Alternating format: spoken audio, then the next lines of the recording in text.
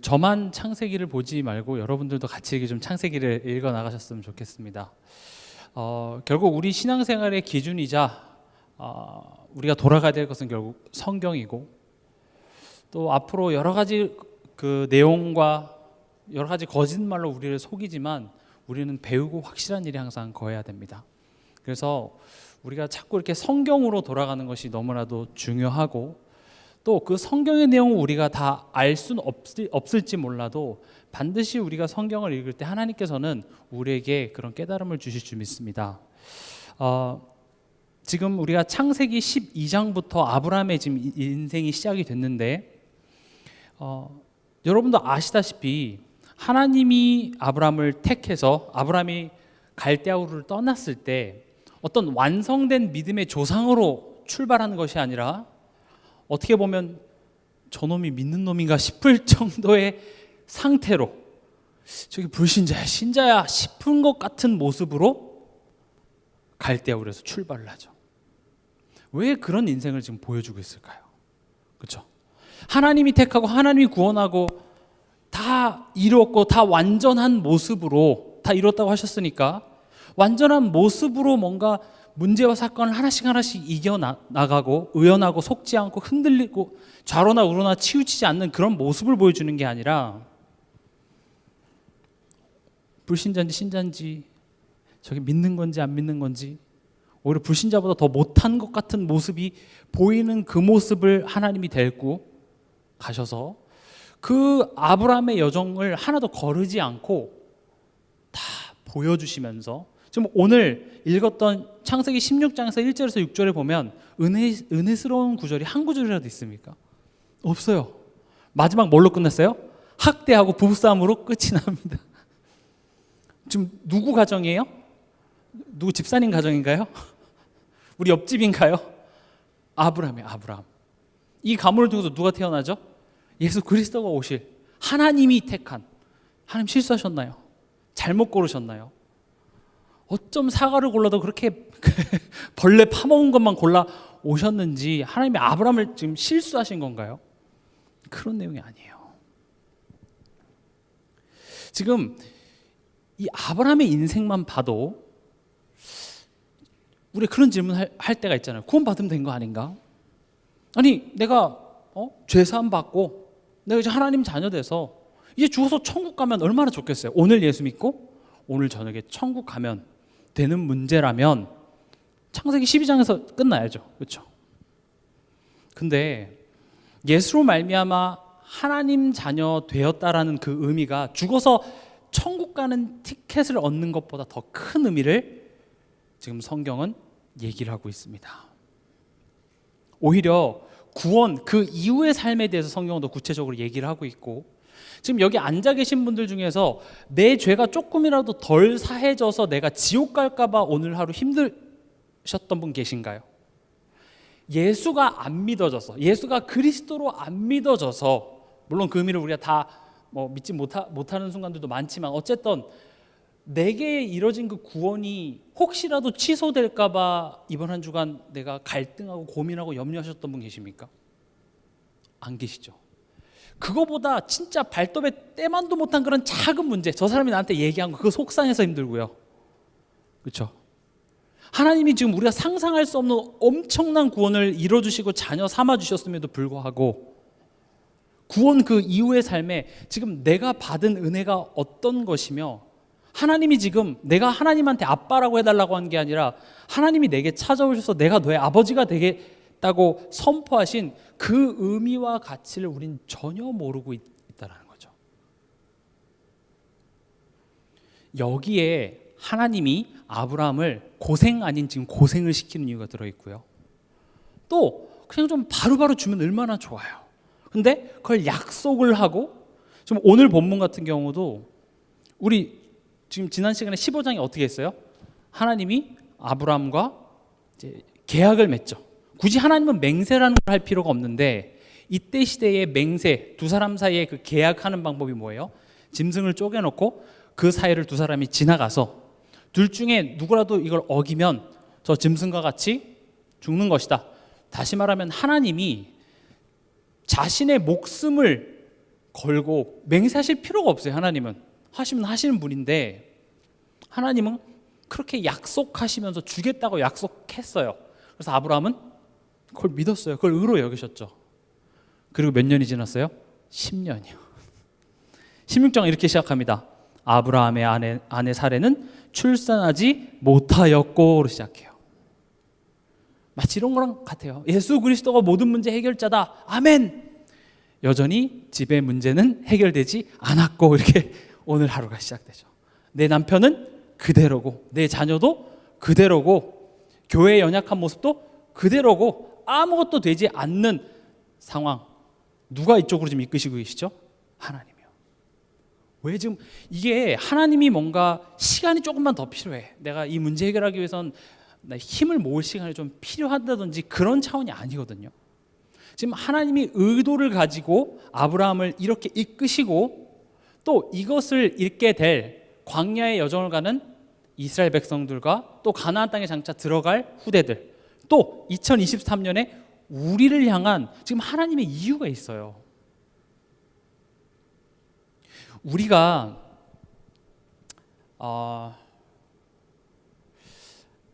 하나님 이따 뒤에도 말씀드리겠지만 하나님의 가장 우리를 향한 가장 큰 목적이자 하나님의 관심은요 관계 회복에 있어요.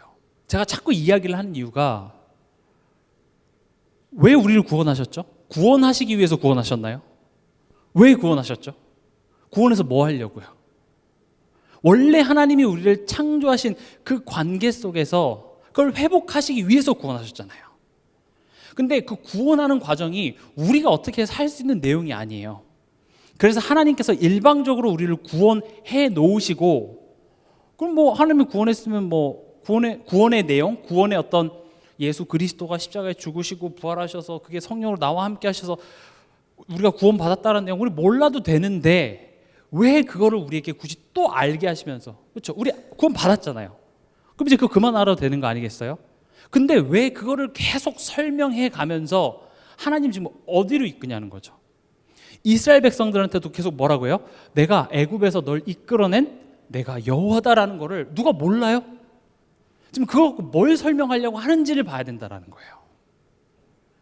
그걸 보지 못하면 그래 뭐 예수님이 뭐 나의 그리스도고 내가 구원받은 거 알아요. 죄산 받았고 사당 왕 제사장 선지자 직분으로 내 근본 문제 끝나고 이런 거 다 안 되니까요.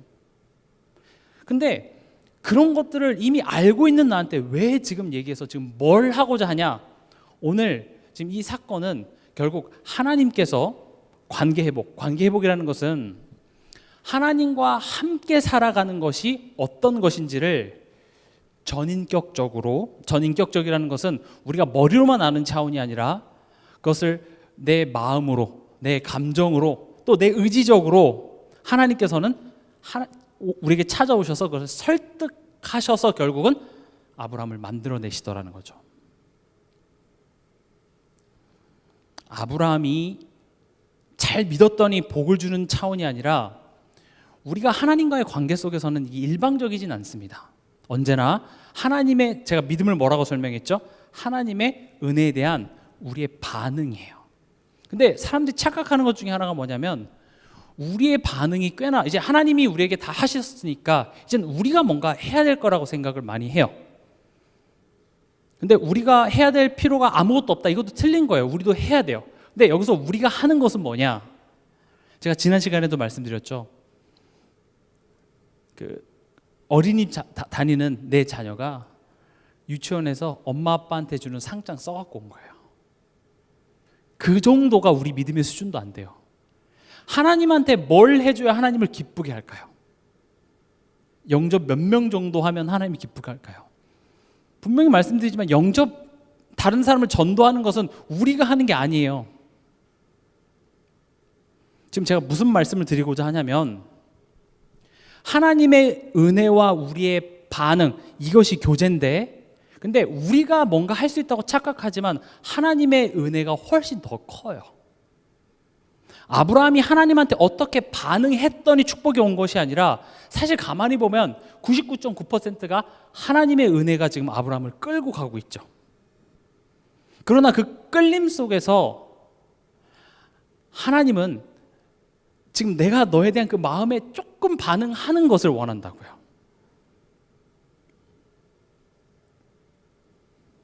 그러면 오늘 이 본문을 통해서 조금 더 자세하게 한번 얘기를 해보려고 합니다. 왜 이미 구원받은 나에게, 왜 하나님 자녀 된 나에게, 그리스도 안에 있는 나에게 지금 이런 상황들을 허락하시고, 어떻게 보면 하나님 나 놀리나 싶을 정도로 지금 이런 상황들을 허락하시는 첫 번째 이유가 뭐냐? 이 상황 앞에서 죄밖에 지을 수 없는 나임을 보라는 거예요. 여기서 죄는 뭐예요? 하나님을 아버지로 신뢰하지 못하고 믿지 못하는 죄입니다. 여기서부터 모든 죄의 모양이 나오는 것이죠. 보세요. 오늘 본문에 보면 2절에 사레가 아브라함에게 이르되 여호와께서 내 출산을 허락하지 아니하셨으니 이렇게 되죠. 그러니까 벌써 지금 보통 이렇게 하나님과의 관계가 회복된 자의 삶의 모습은 하나님의 역사하심을 기다리자가 돼야 되죠. 하나님이 아직 역사하지 않았으니 그 하나님의 뜻이 어떻게 나타날지를 기다리자, 이게 되는 게 아니라 출산을 허락하지 아니하셨으니까 어떻게 해요? 2절에 보면 원하건대 내 여종에게 들어가라 내가 혹 그로 말미암아 자녀를 얻을까 하노라. 아멘. 지금 다른 게 죄가 아니라 지금 어떤 행동을 하고 있어요? 내가 주인된 인생을 살아가고 있죠. 지금 하나님이 이 상황을 허락하신 이유가 하나님한테는 이삭을 주는 것은 어렵지가 않아요. 그리고 빨리 메시아를 보내서 죽어가는 사람들을 살리는 것이 속도전이 아니라고요.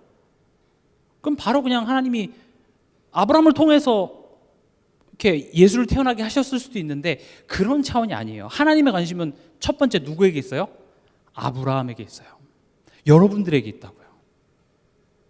여러분들이 빨리 우리 가정 복음화도 하고 가문 복음화도 하고 이 지역 복음화, 세계 복음화를 해야지도 맞지만 하나님의 관심은 여러분들에게 있어요. 내가 아들을 보내서 십자가에서 죽음으로 너의 죄의 값을 치르고 사단의 일을 멸해서 내가 내 자녀 삼은 너가 지금 아빠와 살아본 적이 없기 때문에 여전히 또 삶에 돌아가면 죄밖에 지을 수 없는 우리의 삶에 대해서 아빠는 가장 큰 관심이 있다고요. 그런 자녀를 억지로 끌어다가 아빠가 원하는 것을 시키는 차원이 아니라 지금 전인격적으로 하나님은 지금 우리에게 설득하고 계시다는 거예요. 그래서 시간이 오래 걸립니다. 아니나 다를까 지금 이 상황 속에서 사라가 어떻게 해요? 내가 주인된 인생이 딱 나오죠. 우리가 그냥 모든 삶 속에서 하나님이 응답하시고 역사하시면 거기에서는 이런 게 나오질 않아요. 이따도 보겠지만 우리 삶 속에 열매 맺는 데 있어서 방해가 되어지는, 다시 말하면 그 열매를 맺기 위해서 이 가지치기를 하는 이유가 거기에 있죠. 이 열매의 모든 영양분이 가야 되는데 자꾸 다른 것에 뺏겨서 참된 열매를 맺지 못하는 그런 장가지들이 언제 드러나냐? 이런 문제 앞에요. 딱 드러나죠. 하나님은 이런 문제와 사건을 통해서 하나님이 농부 되신 하나님께서 지금 가위 들고 그거 직접 잘라주려고 지금 이 상황으로 아브라함과 사례를 이끌고 간 거예요. 하나님과의 관계 회복된 자의 모습은 어떻게 돼야 되냐? 이 상황 속에서 그래 하나님의 역사하심을 기다리자. 하나님을 소망하게 되는데 이런 이야기를 들어도 우리 삶 속에 그게 참 안 돼요. 딱 우리도 이렇게 사례같이 돼요. 심지어 아브라함은 어떻게 해요? 아니야 여보 그게 아니잖아 이래야 되는데 어떻게 해요? 또 이때는 사례 말을 잘 들어요. 아니 또 뭐 나쁜 얘기는 아니잖아요. 이렇게 그 자기 종을 해서 아들 이렇게 쉽게 말하면 씨바지를 한 거죠. 뭐 기분 나쁘진 않잖아요. 그리고 이때 당시에 그게 뭐 이상한 그런 게 아니라 이제 전통이고 관습이기 때문에 당연한 거라고 생각했죠. 이 모습을 보면서 제가 진짜 이거 어디서 많이 봤는데 보니까 창세기 3장 하와가 또 먹고 또 아담한테 주는데 또 아담 어떻게 해요? 그도 먹어요. 꼭 이럴 때는 이게 부부가 이렇게 한 마음이 되는 것 같아요. 그래서 이걸 보면 가정 안에서의 한 사람이 참 중요한 것 같습니다. 제가 미국에 있었을 때도 참 감사했던 게, 저는 어떤 현장을 봤냐, 그 뭐 이민 사회가 참 엉망이긴 하거든요. 근데 제가 그 중직자 집에 있으면서 교회 다녀와서 그 교회에 대해서 뭐 여러 가지 교회 성도들에 대해서 그런 불신앙하는 이야기들을 하는 현장을 저는 처음 봤어요. 저는 뭐 목회자 가정에서 태어났기 때문에 그런 게 없었죠. 근데 이상하게요, 그런 불신앙하는 말들이 누가 잘했다 잘못했다를 떠나서 그게 굉장히 사단의 통로가 되더라고요. 특히 그게 후대들한테 미치는 영향을 엄청나다는 걸 저는 참 많이 봤습니다. 저도 안 들으려고 했는데 그런 얘기가 들려지니까, 그러고 나서 메시지를 드리니까 메시지가 들리지가 않아요. 너무 무섭죠. 지금 사라 같은 경우도 아브라함은 그렇게 겪었고, 심지어 하나님이 직접 현현하셔서 뭐라죠? 그 자른 고기 사이로 지나가셔서 친히 약속하시고 저 하늘에 있는 별을 보여주시면서 그렇게 약속을 했음에도 불구하고 내 아내가 이건 안 된 것 같아, 내가 이렇게라도 좀 하면 어떨까 하는 그 말에 영향을 받게 되더라는 거죠. 지금 사례가 하나님의 말씀을 안 믿은 게 아니에요. 믿은 거예요. 믿었으니까 내 남편에게 주신 그 언약을 성취될 건데, 지금 현실은 그렇지 않으니까 나 나름대로 내 방법으로 그걸 내가 하려고 기특하게 생각을 한 거예요. 그게 뭐예요? 그게 하갈을 통해서 내가 한 거죠. 그러니까 자기 나름대로 믿은 거예요. 마치 이게 무슨 모습과 같냐면, 이번 주 제가 새벽 기도 때도 그 본문을 했는데, 예수님이 잡혀가시던 날 밤에 베드로가 어떻게 해요? 그 대제사장의 종인가 그 마고의 귀를 딱 잘라버리죠. 그러니까 예수님이 그 귀를 붙여주면서 뭐라고 말씀하시냐, 야, 내가 기도하면 아버지가 천사 군단을 보내서 얘네들 다 처리할 수 있는 거 몰라? 다시 말해, 하나님이 지금 무능한 것 같아? 하나님 지금 실수하고 있는 것 같니? 근데 베드로는요, 그 상황 속에 자기 나름 최선을 다한 거예요. 왜냐? 예수님이 잡혀가면 안 되니까요. 내가 말씀을 성취하려고. 사실 하나님의 말씀 성취, 하나님의 관심은 지금 아들 주는 거 있지 않아요. 여기서 우리가 많이 놓쳐요. 하나님 내게 축복 주시면 내가 정말로 빛의 경제를 회복해서 교회 살리고 제가 후대에 살리는 그런 거 하겠습니다. 근데 하나님의 관심은요, 여러분들에게 돈 주는 데 관심이 없어요. 근데 나는 빛의 경제를 이뤄내야 되잖아요. 그렇죠? 그래서 내 나름대로 칼을 들어서 귀도 자르고 뭐, 예수님 뭐라 그래요? 칼을 꽂으래요. 지금 하나님이 여러분들을 향해서, 나를 향해서 무엇을 원하시는지를 모르면 자꾸 예수를 가지고, 그 엄청난 귀한 이름을 가지고 돈 주세요예요, 아들 주세요예요, 지금 이 문제 해결해 주세요, 이것밖에 안 된다고요.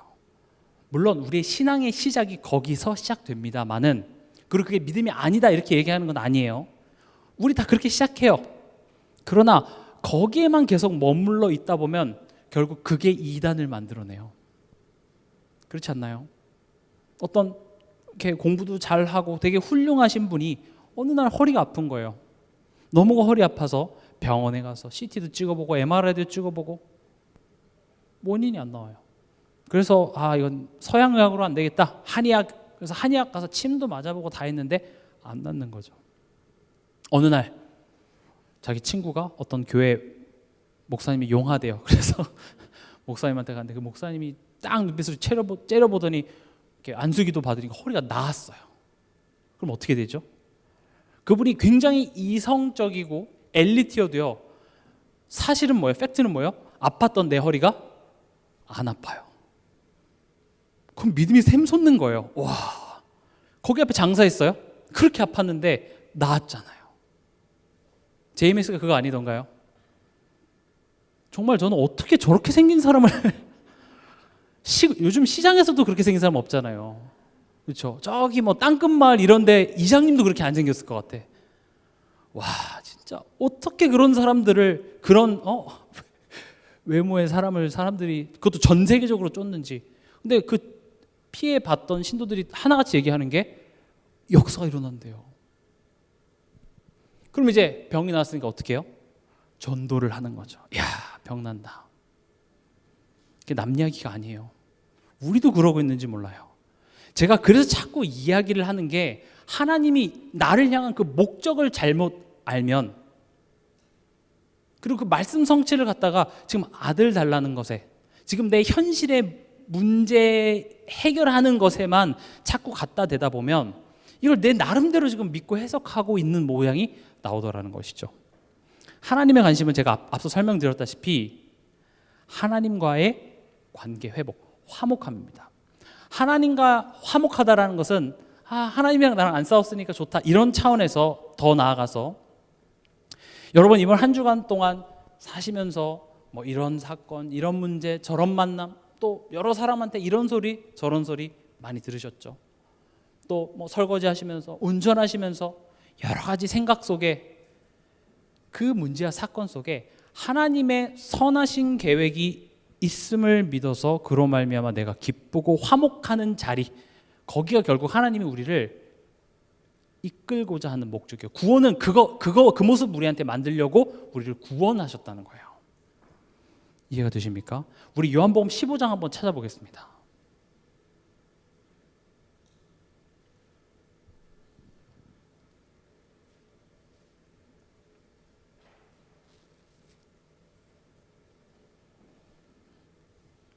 요한복음 15장 1절에서 2절입니다. 같이 읽겠습니다.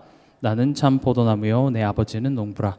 물은 내게 붙어 있어 열매를 맺지 아니하는 가지는 아버지께서 그것을 제거해 버리시고, 무릇 열매를 맺는 가지는 더 열매를 맺게 하려 하여 그것을 깨끗하게 하시느니라. 이 구절을 읽으면서 참 어떤 분들에게는 이거 되게 부담되는데 열매 못 맺으면 나 잘리려나 뭐 이렇게 생각할 수 있어요. 근데 지금 여기서 나는이라고 말하는 화자는 누구죠? 예수님입니다. 예수님이 나는 참 포도나무고 내 아버지는 누구를 얘기하겠죠? 성부 하나님을 의미합니다. 지금 성부 하나님과 성자 하나님의 관계 속에 우리가 이 나무에서 분리되어져서 결국 말라 비틀어 불에 아궁이에 던져질 운명에 우리를 어떻게 하셨어요? 접붙임을 하셔서 그 하나님과 예수님 관계에 우리를 참여시켜 주셨죠. 그리고 나서 어떻게 하냐?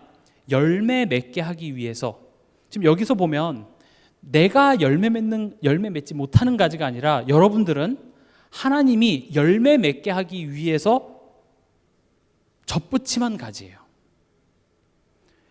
그러니까 나는 열매 못 맺으면, 여기서 열매라는 것은요, 영전 몇 명 했고 지교회를 몇 개를 열었는지에 대한 열매가 아니라 내가 열매예요. 사실은 진짜 하나님이 맺고자 하는 열매는 우리가 하나님을 내 삶 속에서 전인격적으로 겪고 알아감 속에서 변화되는 나의 모습이에요.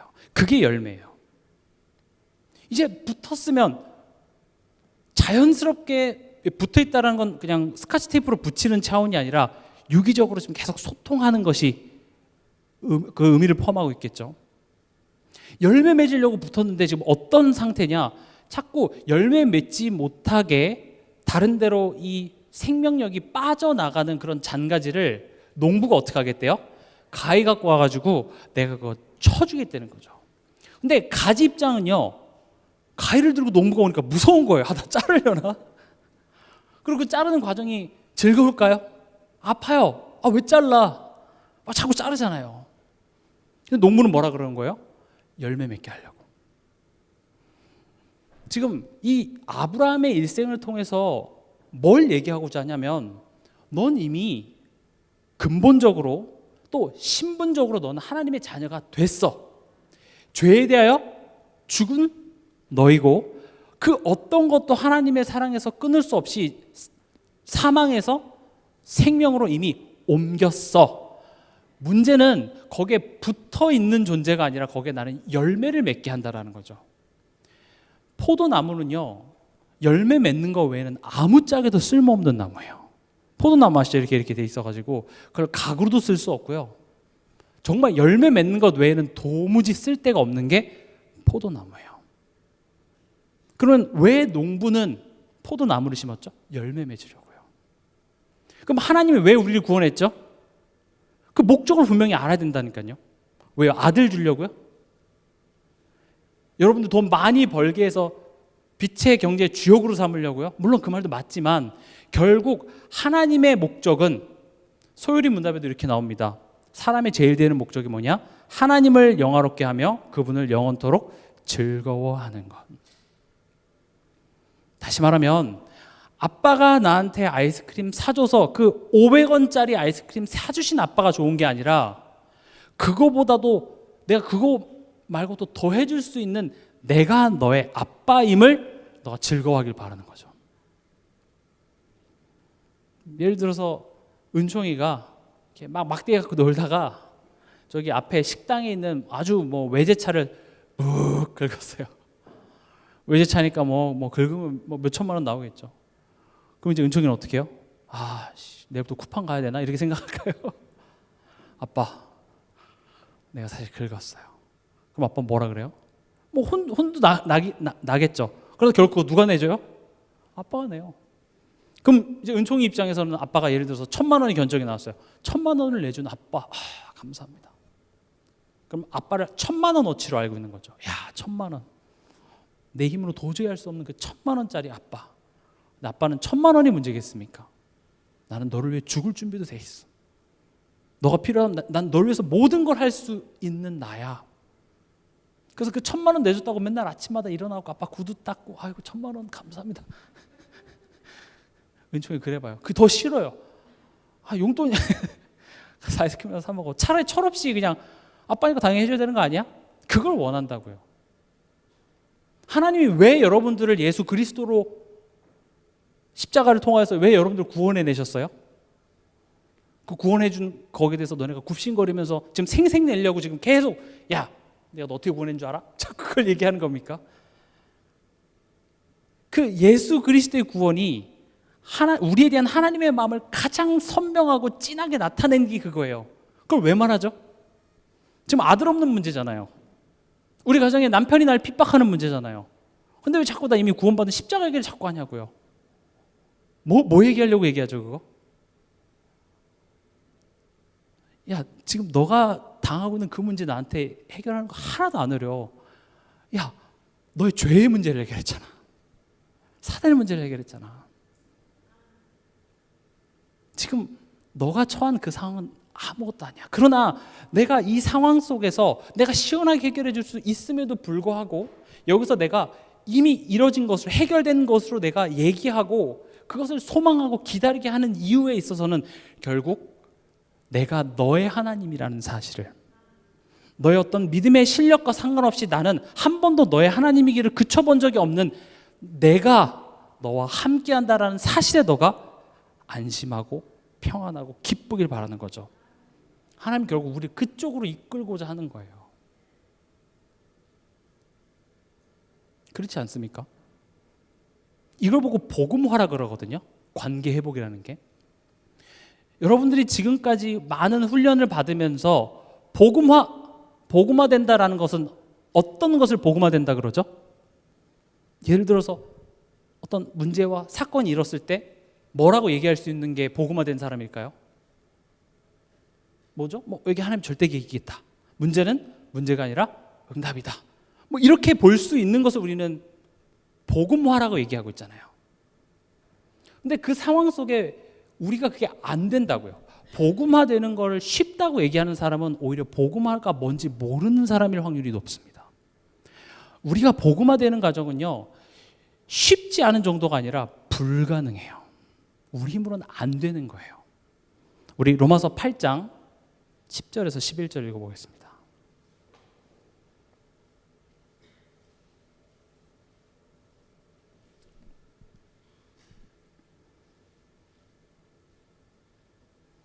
같이 읽겠습니다. 또 그리스도께서 너희 안에 계시면 몸은 죄로 말미암아 죽은 것이나 영은 의로 말미암아 살아있는 것이니라. 예수를 죽은 자 가운데서 살리신 이의 영이 너희 안에 거하시면 그리스도 예수를 죽은 자 가운데서 살리신 이가 너희 안에 거하시는 그의 영으로 말미암아 너희 죽을 몸도 살리시리라. 아멘. 왜 우리가 복음화되고 하나님과 관계 회복하는 것이 우리의 결단과 노력으로 불가능하냐? 이것은 예수 그리스도의 십자가의 능력 아니면 절대 안 되기 때문이고요. 두 번째는 성령의 역사하심 아니면 절대 안 되는 문제이기 때문에, 그리고 아브라함, 이삭, 야곱, 요셉, 결국 그들의 인생은 뭐 하는 과정이었어요? 하나님께서 직접 그들을 복음화 시켜내는 과정이었잖아요. 한순간에 어떤 강의로 팀 사역으로 이루어지는 게 아니에요. 심지어 하나님이 아브라함 데리고 와서 밤에 팀 사역했잖아요. 저 하늘을 봐라 하면서. 하나님의 팀 사역으로도 얼마나 걸렸어요? 일생이 걸렸어요. 이건 속도전이 아니에요. 이해가 되십니까? 오늘 말씀의 제목이 뭐냐면 우리의 소망 되신 예수예요. 예수의 십자가는요, 우리가 아직 죄인 되었을 때 우리의 죄값을 십자가에서 대속하셔서 우리와 하나님과 절대 함께 할 수 없었던 그 죄 문제를 해결하시고요, 또 죽음의 권세 잡은 자 마귀를 멸하신 엄청나게 놀라운 사건이죠. 그래서 예수로 말미암아 우리가 구원을 얻었습니다. 근데 예수의 능력은 우리를 하나님 구원하는 거기에만 국한되어 있는 차원이 아니라 이 하나님과 화목하게 하는 데 있어서 우리가 매일 힘입고 우리가 소망해야 될 내용까지도 담고 있다는 게 예수 안에 들어가 있어요. 지금 오늘 11절에도 보면 그냥 성령이 너네 살릴 거야 이렇게 얘기를 안 하고 뭐라고 얘기합니까? 예수를 죽은 자 가운데서 살리신 이의 영이 너희 안에 거하시면 그리스도 예수를 죽은 자 가운데서 살리신 이가 너희 안에 거하시는 그의 영으로 말미암아 너희 죽을 몸도 살리시리라. 아마 바울이 논술대회에 나갔으면 아마 꼴등했을 거예요. 너무 글을 이렇게 복잡하게 써요. 그러나 지금 바울이 강조하고자 하는 게 있어요. 더 정확히 말하면 하나님께서 이 로마서를 통해서 우리에게 전달하고자 하는 게 있어요. 그냥 살리는 게 아니라 누구랑 지금 함께 얘기하고 있어요? 예수와 함께 얘기하고 있어요. 왜 그래요? 오늘 이번 주 강단 말씀에 그 정답이 들어있어요. 뭐라고 있어요? 나는 포도나무요, 너희는 가진이에요. 지금 여전히 죄의 종노릇하고 또 속고 또 염려하는 나의 모습을 보면서 자책하거나 안 된다고 얘기하지 말고, 예수와 너는 한 몸이기 때문에 예수가 죽었다면, 죄에 대해서 죽었다는 것은 너 또 죄에 대해서 죽은 것이다. 그걸 누가 지금 이뤄내시겠다는 거예요? 성령께서요. 난 왜 이렇게 안 되지? 여러분, 예수님 부활하신 거 믿습니까? 안 믿으세요? 예수 부활한 거 믿습니까? 아멘이 별로. 예수님 부활하신 거 믿습니까? 그럼 그 예수가 부활하셨기 때문에 나 또한도 새 생명 얻은 것이고 하나님께서 나를 살리실 것입니다. 내 자녀를 바라보면서 저 새끼가 누굴 닮아서 저러나가 아니라 지금 예수를 죽은 자 가운데 살리신 그 성령이 내 자녀와 함께하고 있다면 내 자녀의 모습을 보면서 어떻게 해요? 나는 낙심밖에 안 되죠. 그러나 부활하신 예수를 바라보면서 우리는 어떤 소망을 얻는 거예요? 예수를 살리신 것처럼 내 자녀 또한도 하나님께서 살리시겠구나. 오히려 성경은 이미 그것을 이뤄진 것으로 보라고 얘기하고 있습니다. 우리는 예수와 운명을 같이 하는 운명 공동체가 됐어요. 예수가 소망이 돼요. 내 꼬라지가 소망이 아니라, 그렇죠?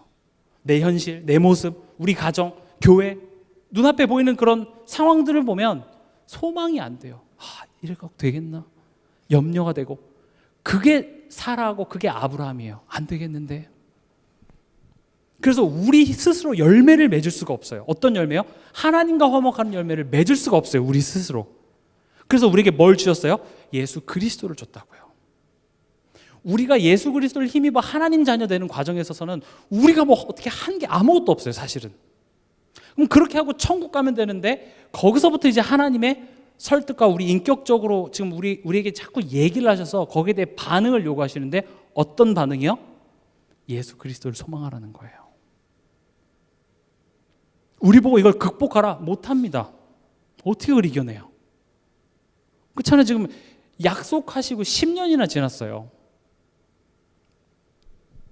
그렇게 해서 하갈을 통해서 아들을 낳는데 웬걸요? 그 하갈이 갑자기 내 종이었던 애가 이제는 지가 메인 부인인 것처럼 자기를 막 힘들게 하는 거예요. 그러니까 막 열불이 나죠. 그래서 여러분들은 지금 아브라함과 사라의 부부싸움 장면을 봅니다. 아마 자기 누이라고 속였을 때는 이렇게 싸웠다는 내용이 없는데 지금 이 상황에서는 굉장히 열받았나 봐요. 하나님도 원망하고 지금 남편도 원망하고. 그러니까 아브라함의 결론은 뭐예요? 네 종이니까 네가 알아서 해. 그러니까 오케이 알았어. 그럼 학대를 해요. 어떻습니까? 믿음의 열매가 가득합니까? 너무 우리 모습 같아가지고요.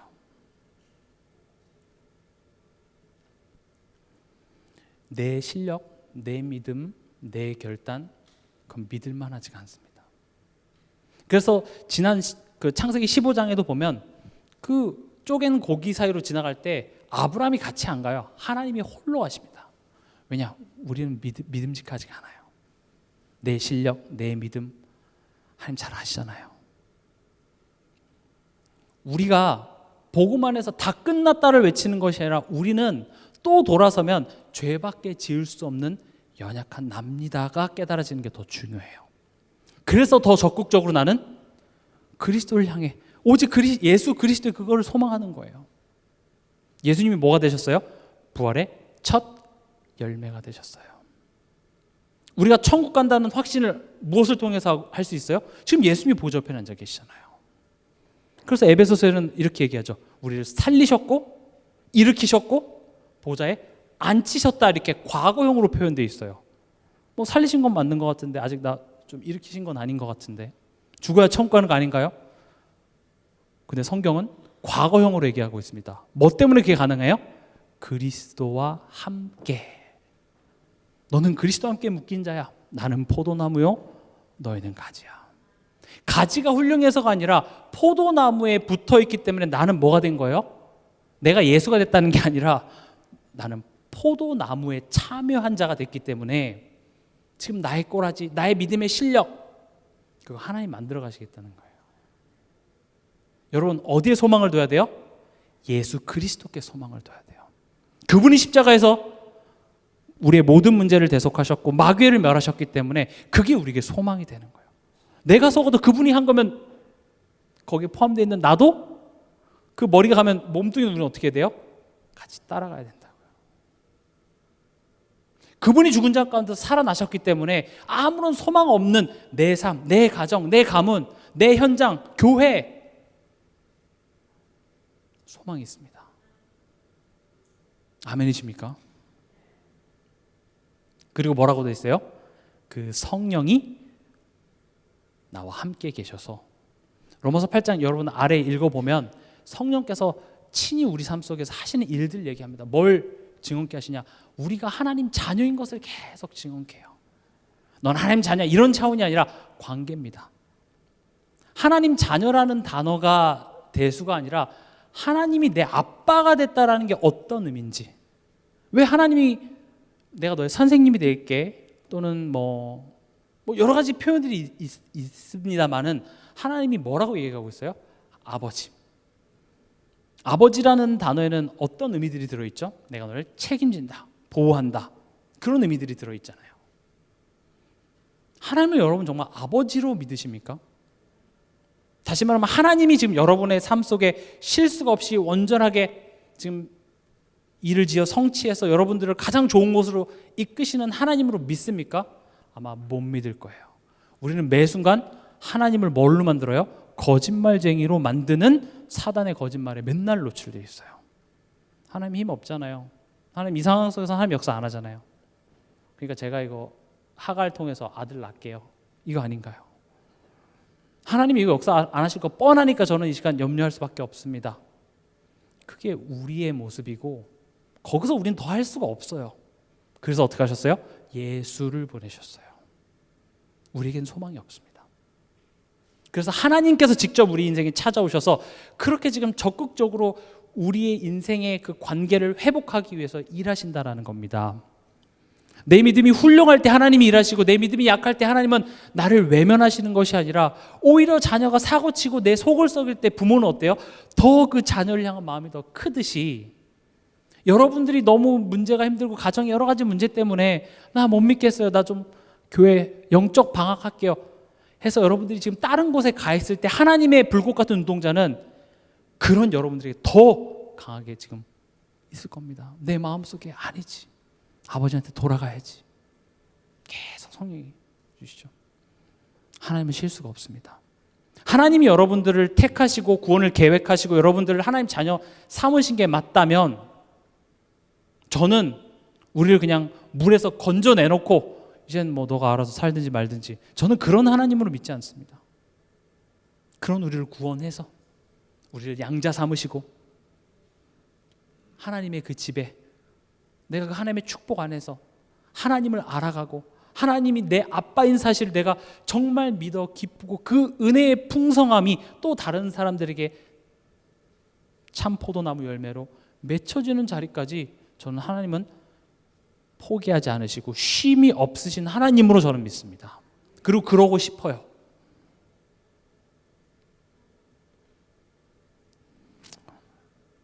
오늘 본문 아브라함 사례 너무 형편없는 믿음입니다. 근데 우린 결론을 알죠. 어떻게 됩니까? 하나님의 선하심과 인자하심이 결국 아브라함을 믿음의 조상으로 만들어 내십니다. 우리가 가만히 있어도 하나님 알아서 하신다. 맞는 말입니다. 근데 알아서 한다. 하나님이 되게 하신다 했을 때 그 된다라는 관점이 그 목적지가 하나님과 우리가 조금 다르다는 거죠. 여기서 된다는 건 뭐예요? 내 자녀가 좀 저렇게 해도 결국 하나님 좋은 직장, 좋은 대학 붙게 해주실 거야. 하나님의 관점은 관계회복에 있어요. 너가 나를 아버지로 알고. 근데 그 일을 하시는 데 있어서 하나님은 40년이라도 좋다. 난 기다릴 거야. 이렇게 얘기하세요. 빨리 되는 게 목적이 아니에요. 그래서 여러분들 삶 속에 하나님은 정말 계속 일하고 계십니다. 근데요, 그럼 결국 하나님이 다 하시면 그냥 내가 가만히 붙어만 있으면 됩니까? 아닙니다. 농부는 지금 우리에게 요구를 하고 있습니다. 우리 다시 요한복음 15장으로 가서요.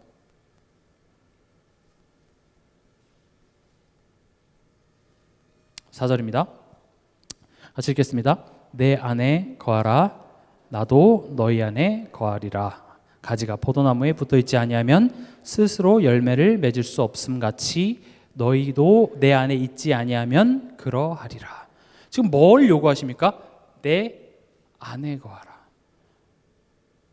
그럼 나도 너희 안에 거한다.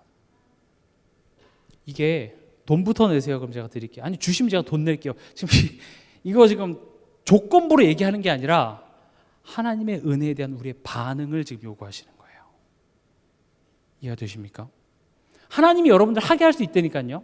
여러분들이 정말 가만히 있어도 되게 하실 수 있으나 애초에 하나님이 하고자 하는 것은 인격적인 반응이에요. 하나님의 그 은혜에 대한 나의 반응. 몸둘 바를 모르겠어요가 아니라 그 하나님이 내 인생을 책임지고 인도하신다는 그 사실이 믿어짐에서 오는 평안함, 감사, 이런 것들이죠.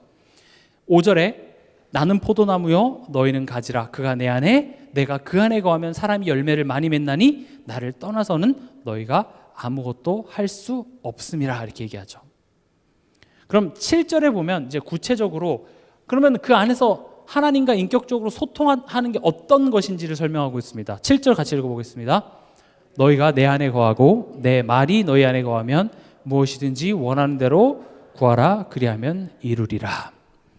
나무가지가 붙어만 있으면 된다 했을 때 그 붙어만 있는다라는 건 스카치 테이프로 이렇게 붙여놓는 개념만 얘기하는 게 아니겠죠. 붙어만 있으면 된다 했을 때 뭐까지 포함하고 있어요? 그 안에서 어떤 유기적인 소통들이 일어나는 것인데 그럼 뭐 어떻게 하라고요? 그렇죠? 근데 여기 뭐라고 돼 있어요? 내 말이 너희 안에 거하는 것이 소통이래요. 또 구하는 것. 이걸 보고 말씀, 기도 이렇게 얘기를 해요. 하나님이 내가 뭘 필요한지 구하지 않으면 안 주시겠다는 게 아니라 구하래요. 앞서 설명드렸죠. 뭘 구하라고요? 성령의 역사하심을 구하래요. 내가 기도 안 한다고 역사 안 하시는 게 아니지만 반응이에요. 성령께서 역사하셔야만 합니다 라는 것을 인지하는 반응. 그리고 내 말이 거한다? 말씀이 거하는 거예요. 제가 저를 예를 들어보면, 제가 뭐 저번 주에도 말씀드렸지만 그 뭐 사역하다 보면 사람들끼리 뭐 여러 가지 문제가 있을 수 있는데, 그 상황 속에 분명히 여기 하나님의 선하신 계획이 있을 텐데 그건 안 보이고 그냥 저 사람의 잘못만 자꾸 보이는 거죠. 너무 억울하고. 뭡니까? 너무 화가 나 죽겠는데. 근데 최근 한 3주 동안 강단 메시지가 뭐였죠? 하나 되는 거였죠. 말씀을 생각했습니다. 강단 말씀을 딱 떠올렸어요. 그 말이 내 안에 거하니까 그 상황 속에 하나님이 나를 향한 뜻이 보이더라고요. 내가 이런 걸 갱신해야 되는 거구나. 결국 그리스도 안에 하나 되지 못하게 하는 사단의 일함도 보여지고요. 그 말씀 앞에서 저는 저의 부족한 부분, 저의 치유받아야 될 부분들이 그냥 그걸 했어요. 뭐 그 사람을 용서하고 자시고 그런 거 없었어요. 그런데 하나님이 관계도 회복시켜 주시고 저도 갱신하고 결국 하나님 짱 이렇게 하나님 관계도 좋아지고 뭐가 열렸어요? 복음의 열매가 맺히 너희다 이거죠. 그게 열매예요. 그런 열매가 내 삶 속에 맺히다 보면 이제는 내가 그러니까 내 마음 속에 일어나는 어떤 그런 마음과 생각 속에서 하나님과의 그런 유기적 소통이 일어나다 보면 이젠 가정 안에서 어떤 문제와 사건이 딱 터졌을 때 어떤 반응이 날까요? 옛날 같았으면 양말을 그냥 얼굴에다 던졌을 텐데 어떻게 해요? 이제 질문해보죠. 잠깐만. 근데 나는 그 순간에 남편을 이해하려고 노력한 것도 아니고 남편을 내가 사랑하고 용서해야지라고 마음 먹은 게 아니라 그냥 너무 빡치는데 하나님은 실수는 안 했다고 하니 한번 생각을 해본 거죠. 뭐지? 그러면서 강단 말씀 질문한 것뿐이에요. 그 잠깐의 시간을 가졌는데 그 잠깐의 시간이 상대방에게는 굉장히 뭐야? 왜 이래? 왜 이래? 평소와 다르네? 이제 그런 다름들이 뭘 나타내냐면 성령의 역사를 나타내요. 내가 하나님과 그렇게 소통할 때 성령께서는 역사하시고 흑암이 떠나가요. 흑암이 떠나간다는 것은 어떤 시커먼 게 떠나가는 그런 개념이 아니라 흑암이 하는 일은 뭐예요? 하나님을 거짓말쟁이로 만들죠. 하나님과의 관계를 어떻게든지 간에 단절시키려고 노력하는 녀석이 흑암이기 때문에 내가 그 순간에 하나님을 바라볼 때 어떤 일이 벌어져요? 흑암이 떠나가요. 그런 게 내 삶 속에 되다 보니까 이젠 내가 교회 가서 또는 내가 아무런 연고지도 없는 어떤 곳에 가서 문제 사건이 딱 터졌는데 내가 심지어 잘못한 것도 아닌데 내가 억울한 일을 막 당하는 거죠. 옛날 같았으면 뭐야 하나님 이랬을 것 같은데 바울은 어떻게 했어요? 바울 로마 시민권 안 하고 맞죠? 뭐지? 감옥에 갇히죠. 옥문이 열려서 안 도망가죠. 왜요? 분명히 하나님 실수가 없다라는 것을 내가 겪어봤기 때문에. 그걸 보고 전도라고 합니다. 그래서 저는 뭐 이렇게 표현하는 게 맞는지 틀린지 모르겠습니다만은 전도가 목적이 되기보다는 전도가 열매가 되길 바라요. 우리의 목적은 하나님과의 관계, 하나님을 즐거워하고 하나님으로 기뻐하고 하나님이 나의 하나님 되신 것, 그것을 예수 그리스도를 통하여서 내가 깨달아가고 예수를 소망하는 그 관계 속에서 자연히 맺혀지는 열매가 전도이길 바랍니다. 그게 가정 회복이길 바라요. 그걸 목표로 지향하다 보면 오늘 사라같이 자꾸 내가 그것을 이루기 위한 나의 노력과 방법, 전략 이런 것들이 나오게 돼요. 그러다 보면 뭔가 안 맞죠. 하나님 저 안 믿는 게 아니라 하나님 아들 주신다면서요. 아들 줘야 내가 메시아가 오고 그래서 제가 이거 했습니다. 근데 하나님 뭐라고 말씀하세요? 난 지금 그거 내가 못해서 지금 너한테 그 방법을 쓰라고 했을까? 얘기하는 거죠. 하나님이 능력이 없어서 지금 여러분들의 힘을 빌리는 차원이 아닙니다.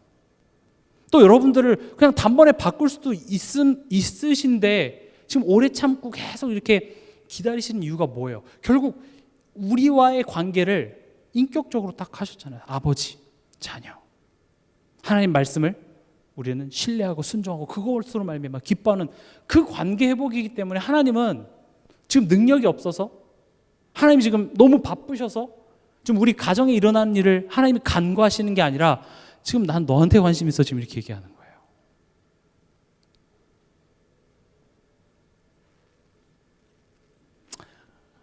그래서 우리가 하나님과 관계 회복을 한다. 하나님 복음 안에서 우리가 복음화 되어져 간다라는 것은 우리의 삶 속에서 이런 문제와 사건 앞에서 하나씩 하나씩 우리가 하나님을 겪어 나가는 것입니다. 여러분 예수님의 제자들 초대교회 성도들만 한번 보세요.